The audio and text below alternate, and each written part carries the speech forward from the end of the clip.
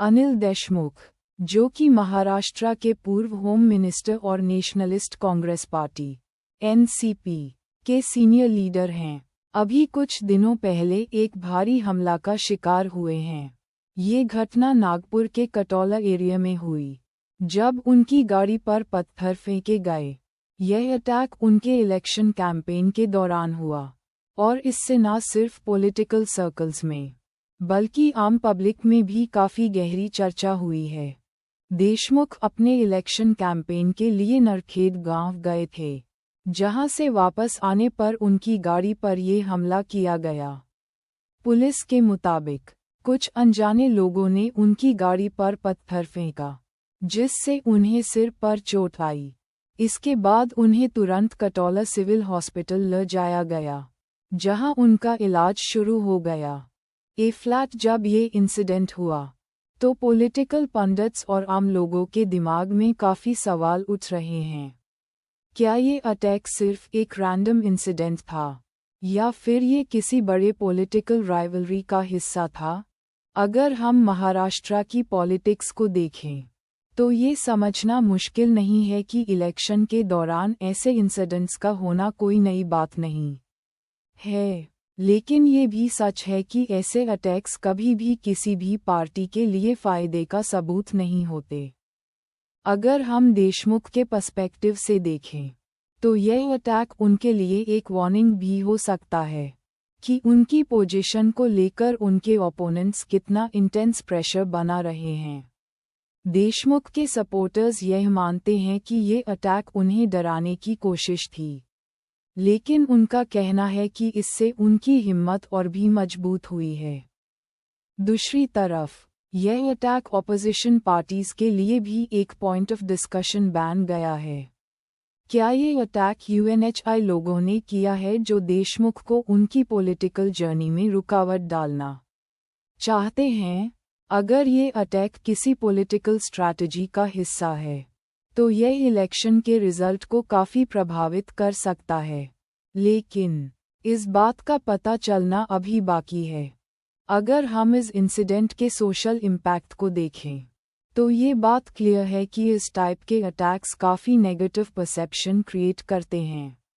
ऐसे इंसिडेंट से election process पर भी सवाल उठते हैं और आम पब्लिक में डिस्ट्रस्ट का माहौल बन सकता है। लेकिन देशमुख के सपोर्टर्स ने ये भी कहा है कि उनका लीडर इस हमले के बाद और भी मजबूत होकर सामने आएगा।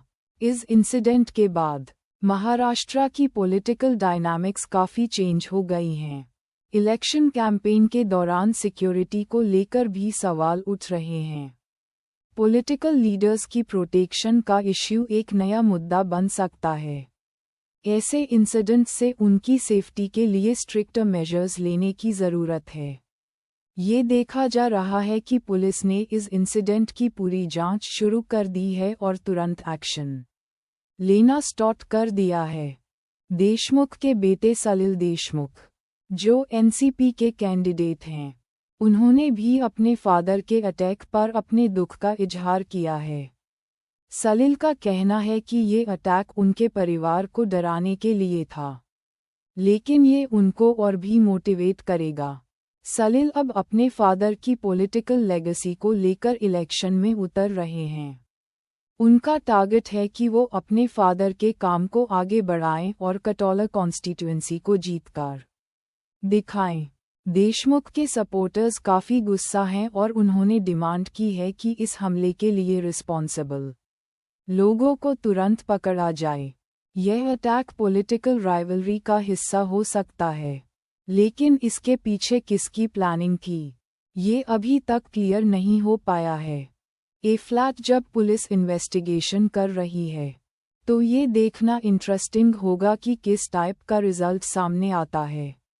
अगर ये अटैक किसी पॉलिटिकल पार्टी के राइवल ग्रुप का हिस्सा था, तो इलेक्शन के दौरान और भी टेंशन्स देखने को मिल सकती हैं। देशमुख के सपोर्टर्स का कहना है कि ये अटैक उनको अपने लीडर के साथ और भी कनेक्टेड बनाएगा। आज के इलेक्शन सिनेरियो में ऐसे इंसिडेंट्स कभी भी इलेक्शन रिजल्ट्स को अफेक्ट कर सकते हैं। अगर ये अटैक इलेक्शन के आउटकम पर प्रभाव डालता है तो ये महाराष्ट्र की पॉलिटिक्स में एक नया ट्विस्ट ला सकता है। ए-फ्लैट सबका ध्यान इस इंसिडेंट की इन्वेस्टिगेशन पर है, जिससे ये पता चल सके कि ये अटैक किस वजह से हुआ।